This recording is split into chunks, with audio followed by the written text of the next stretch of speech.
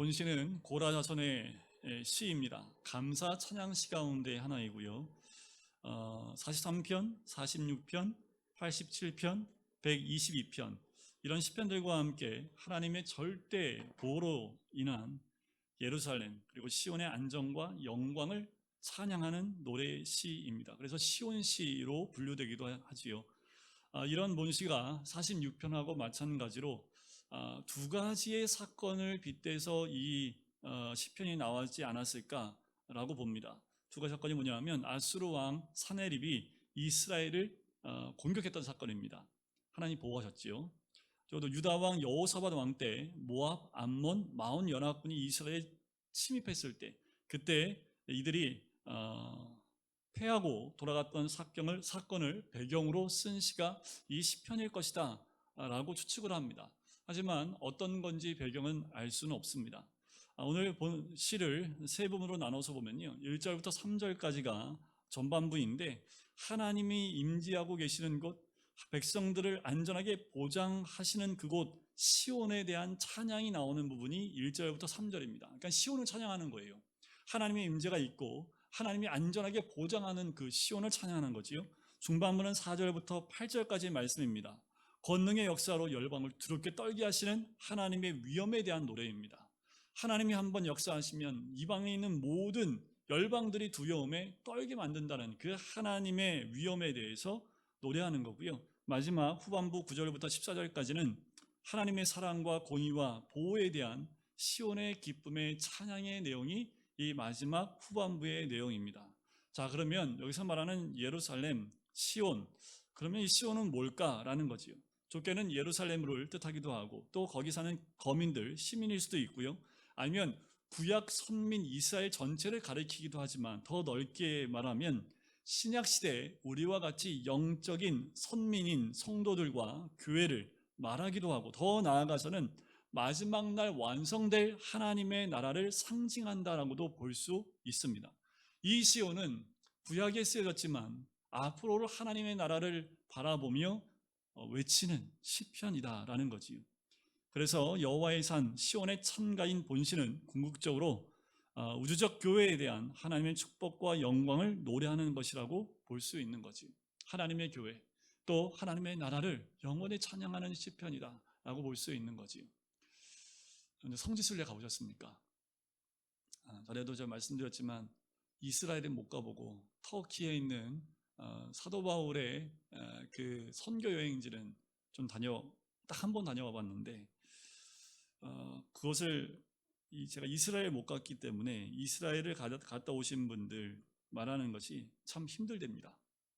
일단 갈릴리 호수가에 가면 뭔가 있을 것 같은데 뭐 그렇지 않고 거기서 예배 드릴 때 감격이 있는 것뿐이지 또 광야를 걷고 또 예수님이 걸었던 십자가의 길도 걸어보고 또 그곳에서 말로 다 표현할 수 없는 감동들을 받고 돌아오지요.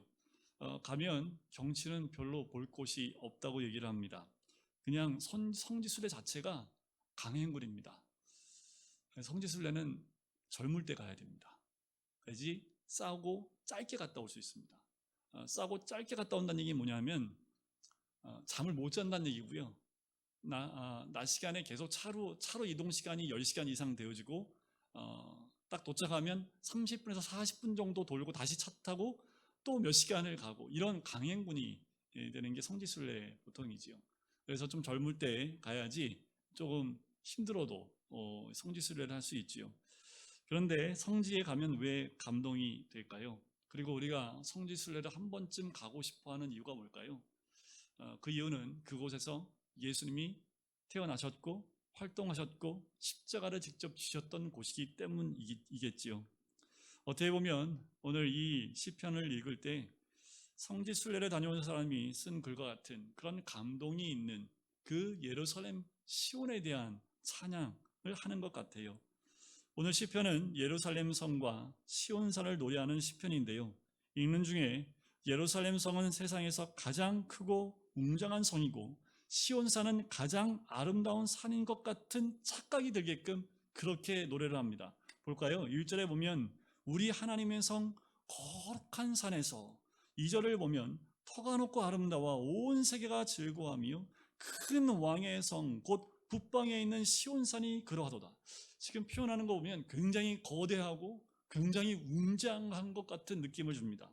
4절과 5절을 보면 왕들이 모여서 함께 지나갔으며 그들이 보고 놀라고 두려워 빨리 지나가도다. 그러니까 예루살렘과 시온산만 보면 그게 너무나 거대하고 웅장해서 놀라고 두려워했다라는 거지요. 12절과 13절을 보면 너희는 시온을 돌면서 그곳을 둘러보고 그 망대들을 세워보라. 그의 성벽을 자세히 보고 그의 궁전을 살펴서 후대에 전하라 라고 이야기합니다. 지금 이 시편을 쓴 이 기사를 보면 시온이 얼마나 크고 웅장하고 얼마나 위대한지에 대한 부분들을 굉장히 자세하게 이야기하고 있지요. 그런데 여러분 한번 보세요. 예루살렘 성, 시온산, 전 세계에 이거보다 더 크고 아름다운 성과 산이 없을까요? 더 많겠지요. 그러나 유독 예루살렘 성과 시온산이 이렇게 높은 평가를 받을 수 있는 이유가 무엇일까라는 거예요. 이렇게 시편 기자가 시온산과 예루살렘 성을 이렇게 크고 웅장하고 아름답게 찬양할 수 있는 이유가 무엇일까라는 거예요. 그건 단 한 가지입니다. 하나님의 임재가 있기 때문이에요. 8절을 보시면 우리가 들은 대로 만군의 여호와의 성, 우리 하나님의 성에서 보았나니 하나님이 이를 영원히 견고하게 하시리로다라는 거지요. 우리는 하나님이 함께 하신다는 것이 얼마나 놀라운 복인지 알지요. 48편에서는요, 하나님이 함께 하실 때 어떤 역사가 있는지에 대해서 노래하고 있는 거예요. 첫 번째, 하나님 함께 하시면요, 큰 기쁨이 임한다고 2절에 얘기합니다. 터가 높고 아름다워 온 세계가 즐거워하며, 하나님의 임재가 있는 곳은 즐거움과 기쁨이 있다라는 거지요. 하나님이 함께 하시면 또한 4절과 5절에 보면 원수의 공격, 어떠한 공격에도 안전하다라는 겁니다. 왕들이 모여서 함께 지나갔으며 그들이 보고 놀라고 두려워 빨리 지나가도다. 이방 왕들이 와도 그냥 지나갈 수밖에 없는, 하나님이 함께 하시면 어떤 원수가 와도 보호받을 수 있다라는 그 이야기이지요. 또한 하나님이 함께 하시면 하나님의 사랑이 믿어지게 된다라는 거지요. 9절에 보면 나오지요. 우리가 주의 전 가운데서 주의 인자하심을 생각하였나이다. 그 인자는 사랑하심이겠지요. 어떻게 믿는 것이 바른 믿음일까? 여러분, 하나님이 누구를 가장 사랑하실까요? 하나님이 누구를 가장 사랑하실까요? 여기서 바로 대답이 나오셨나요? 아니, 저만이 아니라 누구를 하나님이 가장 사랑하실까요? 나니까 나. 안 믿어지세요? 이정규 목사를 사랑하는 게 아니라 여러분들 자신을 사랑하는 거 아니에요. 그 누구보다 여러분들 한 명 한 명을 그렇게 사랑하고 계시는 줄 믿습니다. 이게 믿는 거지요. 하나님이 함께 하시는 자는 이런 고백이 있고 믿음이 있습니다. 하나님이 늘 우리와 함께 하기 때문에 하나님의 사랑을 받고 있다라는 그 믿음의 고백을 할 수 있다라는 거지요.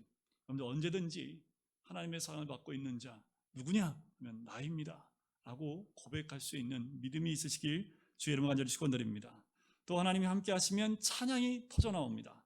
10절에 보니까 하나님이여 주의 이름과 같이 찬송도 땅끝까지 미쳤으며 주의 오른손에는 정의가 충만하였나이다. 하나님이 함께 하시면 찬양이 터져나옵니다. 11절에도 그 얘기가 나오지요. 주의 심판으로 말미암아 시온산은 기뻐하고 유다의 딸들은 즐거워할지어다.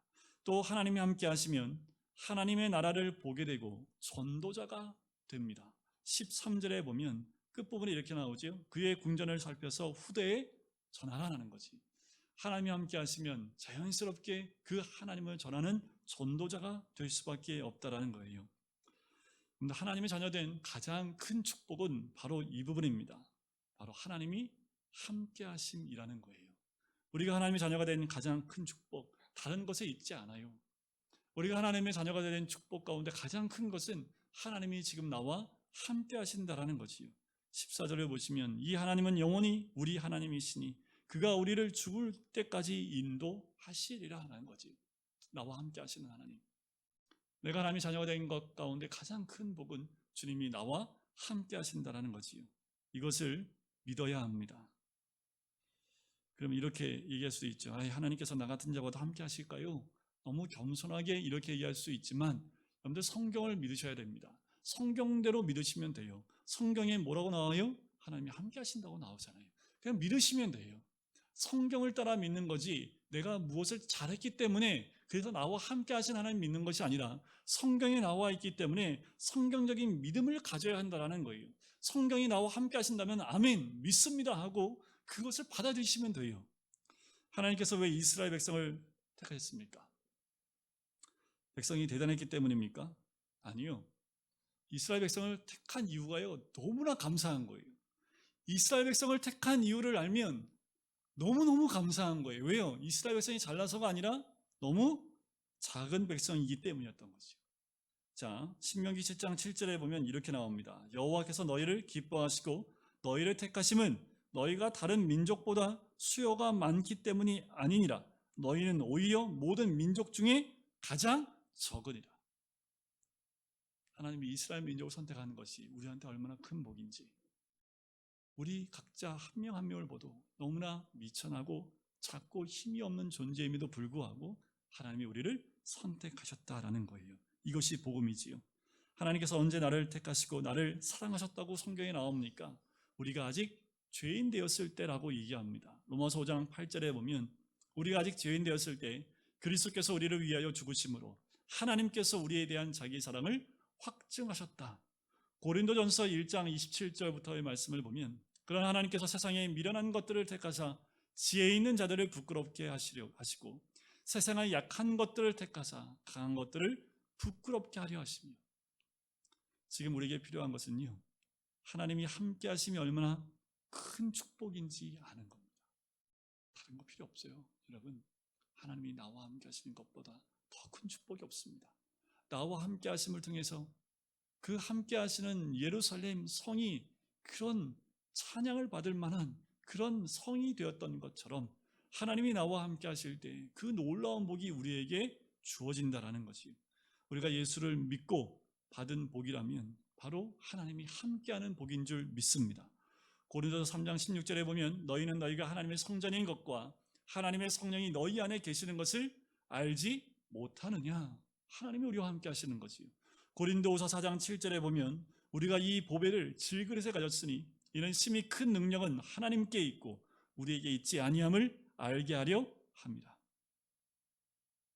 한때 주님이 계셨었다는 그 한 가지만 가지고도 성지순례를 가잖아요. 그리고 그렇게 감동을 한다면 하나님이 지금 함께 하신다는 것은 우리에게 얼마나 더 큰 감동이 돼야 되겠습니까?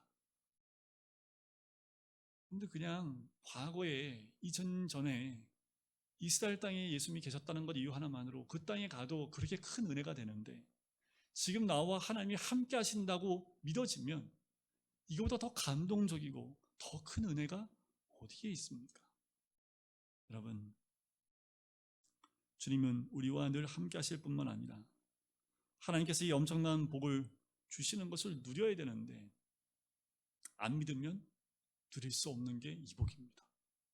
믿으면 누릴 수 있고 안 믿으면 누릴 수 없는 복이에요. 너희는 믿음 안에 있는 것 너희 자신을 시험하고 너희 자신을 확증하라 라고 이야기하지요. 믿음으로 말미암아 그리스도께서 너희 마음에 계시게 하시옵고 라고 말씀에 나옵니다. 믿음으로 그리스도가 우리에게 있게 하라는 거지요. 여러분들, 우리는 눈을 떠야 합니다. 우리가 받는 가장 큰 복, 가장 감사할 제복이 무엇이냐라는 거지요. 우리가 정말 감사해야 될 것은 물질적이고 세상적인 것이 아니라 하나님이 함께 하신다라는 거예요. 자, 우리 한번 같이 고백해 봤으면 좋겠습니다. 자, 제가 먼저 읽어드릴 테니까 믿음의 고백을 하셨으면 좋겠습니다. 내 마음에 하나님이 나와 함께 하신다. 네, 이건 고백하셔야지 이게 확실해집니다. 다시요. 내 마음에 하나님이 나와 함께 하신다. 잘라서 해드릴게요. 내 마음에 하나님이 함께 하신다. 우리 가정에 하나님이 함께 하신다. 우리 교회에 하나님이 함께 하신다. 내 일터에 하나님이 함께 하신다. 자, 그러면 제가 앞에만 얘기할게 뒤에 하나님이 함께 하신다는 여러분이 한번 복창해 주시면 좋겠습니다. 내 마음에, 우리 가정에, 우리 교회에, 내 일터에, 아멘. 이보다 더 큰 복이 어디 있습니까? 여러분들 지금 내 마음에 하나님이 함께 하시는 줄 믿습니다. 뭐가 걱정이세요? 뭐가 두려우십니까? 가진 것 좀 없어도 괜찮아요. 몸이 좀 연약해도 괜찮아요. 하나님이 나와 함께 하시기 때문에 그 복을 누릴 수만 있다면 여러분들 내가 있는 곳이 복된 곳입니다. 내가 집에 가야지 그 집이 복받는 곳이 돼야 되고 내가 교회에 와야지 교회가 복받는 곳이 돼요. 왜요? 내가 하나님과 함께 하기 때문에. 여러분들이 일하는 일터에 가야지 여러분 때문에 그 일터가 복이 받는다 라는 고백을 하시기 바랍니다. 오늘 이제 집에 가실 때 집에 딱 들어가면서 고백하세요. 내 가정에 하나님이 함께 하신다. 내 일터에 하나님이 함께 하신다. 가는 곳곳마다 고백하시고 선포하시길 바랍니다. 그것이 감사한 일이 되고 놀라운 일이고 그것 때문에 희망을 가지게 되는 것이요. 자, 우리는 하나님이 함께 하심을 믿을 뿐만 아니라 정말 귀하게 여기셔야 돼요. 이것이 얼마나 귀한지 우리가 귀하게 여기지 않으면 하나님의 축복을 잃어버릴 수 있습니다. 잃어버렸던 이 역사를 가졌던 민족이 누구예요? 이스라엘 민족이잖아요. 영광스럽다고 찬양을 받았던 예루살렘 성이 무너졌고요. 시온산이 이방인들에게 점령당한 일이 일어났습니다. 이스라엘 백성에는 얼마나 큰 충격인지 몰라요. 하나님 백성이었어요. 하나님 임재가 있었던 성전이 있는 예루살렘인데 다 회파됐습니다. 지금 여러분들이 예루살렘에 가면 예루살렘 성전에 있었던 그런 곳에 아마도 거기 어디인지 모르지만 그곳에 회교 성전이 있어요. 그래서 지금도 그곳 가면 굉장히 세상 말로 살벌하죠. 늘 분쟁이 있고 다툼이 있는 곳이 바로 그곳 아닙니까? 어떻게 이런 일이 벌어질 수 있습니까? 하나님이 이렇게 아름답다라고 찬양했던 예루살렘 성과 시온산이 어떻게 이렇게 한순간 다 무너져 버릴 수 있습니까? 하나님의 임재만 자랑하고 하나님과의 관계가 깨져 버렸기 때문에 그래요. 이것을 우리가 잘 기억하셔야 됩니다. 하나님의 임재의 축복은요, 지식이나 교리가 아닙니다. 한번 얻으면 영원히 소유하는 자격증도 아닙니다. 하나님의 임재는 관계에 있습니다. 믿음과 감사와 찬양과 순종과 사랑함으로 지속되고 깊어지는 관계입니다. 그럼 관계는 어떻게 될 수 있어요? 깨어질 수 있지요. 형식적인 관계로, 법적인 관계로 그칠 수 있어요. 마치 부모를 잃은 고아처럼 사랑이 완전히 식어버린 부부 같을 수도 있다라는 거예요. 여러분, 우리의 마음이 그럴 수 있다라는 겁니다. 우리의 신앙은 과거에 하나님이 나와 함께한 그 신앙에 머물러 있으면 안 되고 지금 하나님 관계 가운데 하나님의 임재를 늘 경험하는, 그래서요 입술로 고백하고 선포하는 것이 그 무엇보다 중요합니다. 하나님이 나와 함께 하신다. 하나님이 나와 함께 하십니다. 이 고백이 내 입에서 선포되어질 때 내 마음의 믿음의 연약함이 회복되게 될 줄 믿습니다. 다른 거 필요 없습니다. 오늘 말씀에 다 까먹어도 여러분들 하나님이 나와 함께 하십니다. 하나님이 나와 함께 하십니다. 버스를 타도 이 버스는 축복받은 버스입니다. 왜요? 하나님이 함께한, 내가 타고 있기 때문에 이곳은 축복받은 곳입니다 라는 믿음의 고백이 있어야 되고 그런 당당함이 우리 가운데 있어야 될 줄 믿습니다. 하나님은 정말 마음에 모시기를 원하십니까? 안타깝게도 성경은 사람들이 마음에 하나님 두기를 싫어한다라고 했어요. 로마서 1장 28절에 보면 또한 그들이 마음에 하나님 두기를 싫어하매라는 거지요. 근데 고위공직자나 유명인, 심지어 목회자들까지도 말하기도 부끄러운 성추문에 관련되어 있는 너무나 많은 사람들을 우리가 보게 되지요. 목사들까지요. 언제부터인가 하나님이 함께하지 않은 영혼은 목사라 할지라도 어두움에 무너져 내릴 수 있다라는 겁니다. 세상은 하나님을 부인하기를 원합니다. 하나님 존재를 지워버리기를 원해요. 그래서 교회를 없애려고 합니다. 그래서 차별금지법이라는 법안을 통과시켜서 가면 갈수록 교회 공동체를 연약하게 만들고 복음이 사라지게끔 만들어요. 복음이 예수 그리스도께만 있다라는 것을 와해시켜서 어느 종교에든지 구원의 길이 다 있다라고 말하는 WCC와 같은 그 조직이 교회로 침투하게 되고 목회자들이 넘어가게 되고, 여러분들 지금 미국에서는요, 영국의 간유교는 법적으로 아예 인정을 해버렸습니다. 동성애인 목회자도 목회를 할 수 있게끔 통과가 됐다고 그래요. 지금 미국에선 더 난리도 아닙니다. 제가 밴드에 올려드렸던 두 개 영상이 있는데 긴 영상 가운데 짤막짤막 나눠서 지금 계속 연재로 올라오더라고요. 그분이 미국에서 오랫동안 목회를 하면서 경험했던 것들을 쭉 이야기를 해요.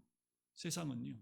아니요. 세상이 아니라 교회가 하나님이 원하지 않는 것을 세대의 흐름이라고 그 흐름을 따라가야 된다고 이야기하면서 목사들이 같이 넘어가 버리는 거예요.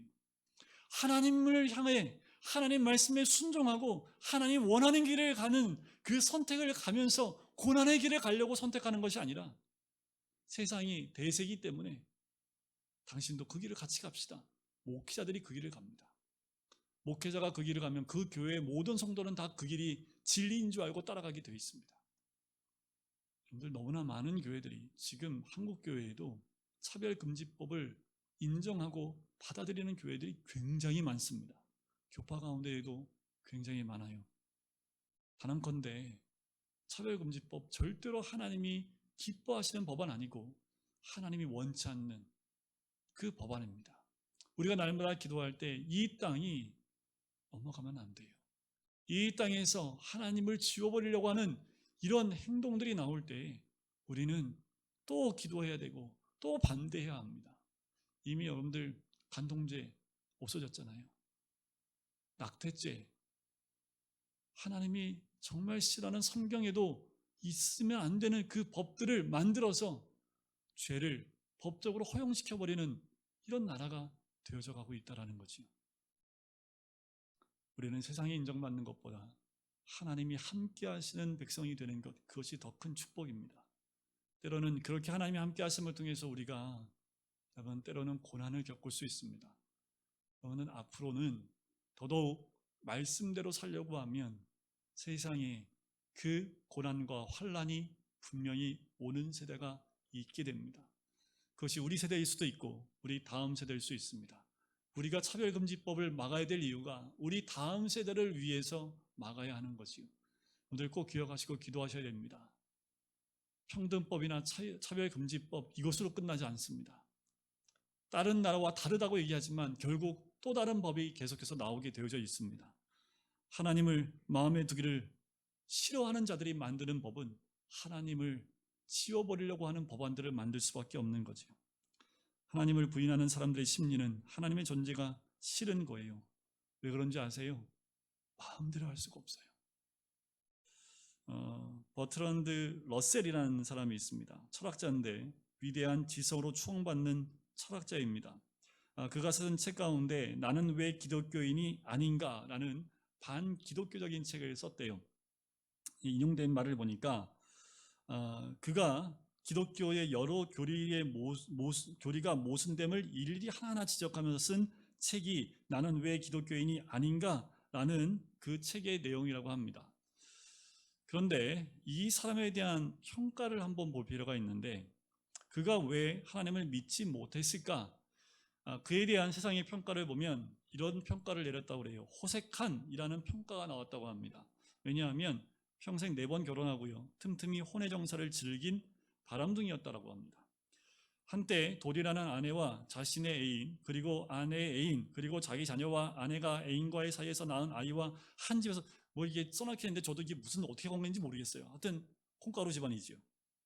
오늘날 기준으로 볼 때도 충격적인 생활을 한 실체가 드러났습니다. 오죽하면 뉴욕 시립대학에서 교수로 임명됐다가 면직되기도 했습니다. 결국 이 사람이 나는 왜 기독교인이 아닌가? 라는 책을 쓴 진정한 이유가 이거이지 않을까? 자기 멋대로 마음대로 살지 못하기 때문에 나는 하나님 믿을 수 없다 라는 거 아닐까? 여러 가지 평가가 나올 수 있지만 마음에 하나님을 모시기 싫었던 이유가 그의 그 모습 가운데 드러나 있는 것 아닌가라는 거지요. 여러분, 하나님의 임재는 지식이 아닙니다. 살아있는 실제이고 실제적인 관계여야 합니다. 매일매일의 삶 가운데 하나님과 함께하는 삶을 통해서 더 깊은 과정으로 들어가야 돼요. 그것이 가장 큰 축복입니다. 만약 하나님과 함께하심이 분명히 믿어진다면 우린 모든 것을 얻는 것과 같습니다. 출애굽기 32장에 보면 모세가 시내산에 올라갔을 때 백성들이 금송아지를 만들었지요. 그것 때문에 3,000명이 죽임을 당합니다. 그때 하나님께서 모세에게 이런 말씀을 했습니다. 이제 가서 내가 내게 말한 곳으로 백성을 인도하라. 내 사자가 내 앞서 가리라. 그러나 내가 보응할 날에는 그들의 죄를 보응하리라. 자, 이 말씀 가운데 약속대로 가나안 땅에 들어가게 해주겠지만 나는 함께 가지 않겠다라고 말씀을 하십니다.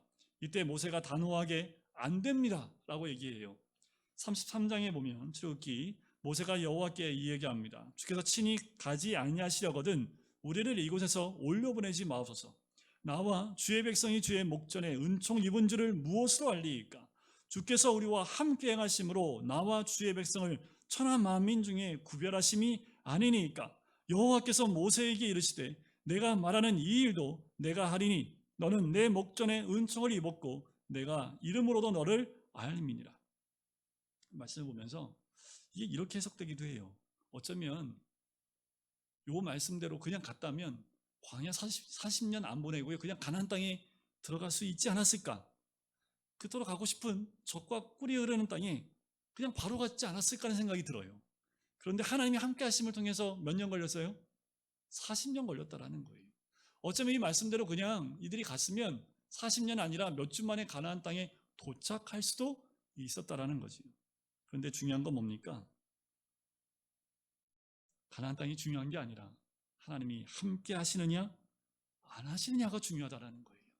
40년 동안 광야를 걷는다 할지라도 하나님이 함께 하신다면 고생도 좋다라는 겁니다. 하나님이 함께 하지 않는 가나안 땅이 무슨 의미가 있습니까? 하나님이 함께 하시는 광야가 더 큰 의미가 있는 거지요. 그래서 저도 지나온 과거를 한번 생각해 보니까 잘 다니던 직장을 5년 다니다가 때려치고 나와서 바로 신대원 또 들어간 것도 아니고 한번 떨어졌어요 또. 그래서 어떻게 해요? 버는 수입이 없으니까 반지하로 딱 이사를 갔지요. 지금도 생생합니다. 그래도 좀 새로 지은 빌라인데 반지하로 갔어요. 그래도 정말 반만 지합니다. 창문으로 햇빛이 좀 들어오는데 그때 이제 현솔이가 태어났어요. 그때 몰랐는데 얘가 알러지성 비염이 되게 심해요. 그래서 이제 아내하고 얘기하기를 아마도 반지하에서 애를 키우다 보니까 이런 좀 심한 알러지성 이 비염이 생긴 것 아닌가, 거의 아마 맞을 것 같아요. 또 이사를 했는데 이제 졸업할 때 또 살았던 곳은 곰팡이가 그렇게 많은지 몰랐어요. 장롱 뒤에 시커맸는데 그걸 몰랐던 거예요. 거기서 태어난 아이가 우리 윤솔입니다. 그 윤솔이는 폐가 약해요. 폐가 약해서 하여튼 저희 둘 다 감기 걸리면 약한 쪽으로 바로 가요. 둘째는 제가 성지순례 갔던 그때 입원했었던 경험이 있습니다. 갔다 왔는데 사진 보여줬는데 머리에다 이렇게 바늘을 하나 꽂고 있더라고요. 애기들은 이게 뭐 영양제 놓을 때 여기다 못 놓잖아요. 그래서 발등이나 뒤꿈치나 이쪽에 놓더라고요. 근데 제가 보니까 이마에다 꽂아놨더라고요. 그리고 이렇게 감싸놨어요. 또 뺄까봐. 한 번은 또 이사를 했는데 제가 사역하고 겹친 거예요. 이사 날짜하고. 원래는 사역 날짜 그 날짜가 아니었는데 저 하나 때문에 또 바꿀 수 없어서 고민하다가 사역을 하는 쪽으로는 갔고 이사를 애 둘 데리고 아내가 혼자서 이제 이사를 했습니다. 갔다 왔는데 완전히 초수금 상태가 된 거지. 여자 혼자 있으니까 이삿짐센터도 대충 하고 가고 분쟁이 났는데도 여자니까 좀 무시하는 경향이 좀 있고 그 어려움도 겪었습니다. 부족한 걸 많이 느꼈지요. 하지만 그 시절을 돌이켜보면 그때그때마다 보여주신 하나님의 도움의 손길들을 경험한 것 우리가 잊지 않습니다. 지나와 보면 그 시절들이 그때는 힘들었는데 지나와 보면 그 곳곳에 부어주신 하나님의 은혜가 얼마나 컸던지 그때는 그게 고생인 줄 모르고 지나갔는데 지나보니까 고생이었네. 그런데 고생만 한 건 아니네 라는 생각이 든 거지요. 여러분들 주님과 함께 하면요 고생인 것 같은데 지나보면 하나님의 은혜지요.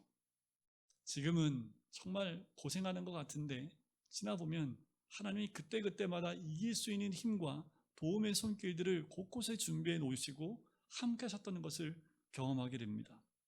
여러분 우리 모두가 하나님이 함께 하시는 축복을 깨닫는 하루하루가 되시길 간절히 소원합니다. 그래서 오늘 시편 48편의 그 고백이 우리의 고백이 돼서요, 예루살렘 성이 금광교회가 되었으면 좋겠습니다. 시온산이 여러분들 각 가정이 되었으면 좋겠습니다. 그래서 여러분들이 있는 곳이 예루살렘 성 시온산이 돼서 늘 찬양과 즐거움과 기쁨이 넘쳐나는 우리 모든 성도님들, 코로나 시대에 뭐가 기쁠 게 있습니까? 일도 안 되지요. 뭐 제약은 많지요. 나가지도 못하게 하지요. 뭐 지금 나가면 2명 이상 모이면 고발당하지요. 낮에는 4명 이상 모이지도 못하지요. 지금 오늘 너무 덥잖아요. 다음 주에는 40도까지 올라간다는 얘기가 있습니다. 더워서 나가지도 못해요. 이런 와중에도 여러분들 기쁨을 잃어버리지 않을 수 있는 것은 주님이 그 순간에도 나와 함께 하신다는 믿음의 고백이 있을 때 우리에게 기쁨과 즐거움이 있을 줄 믿습니다.